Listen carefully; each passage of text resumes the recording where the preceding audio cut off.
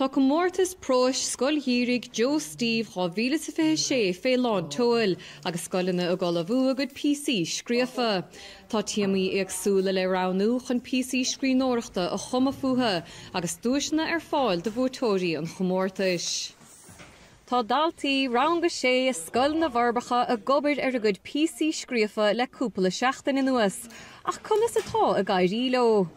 Peag mé téime an seanteach an ceann a bheag mór an daoine ná an tuird sa oíche agus an cuid sa bosca.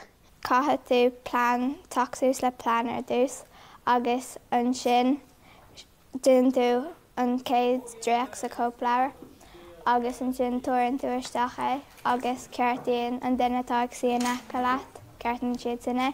Scríomh mise an cuid sa musca agus scríomh séisiir daoine eile agus tá ceann an difriúil ó gach ceann eile. Tá caiiciis bachar leis an obair críochnaí agus bhráil go mbeadh búta sa rang.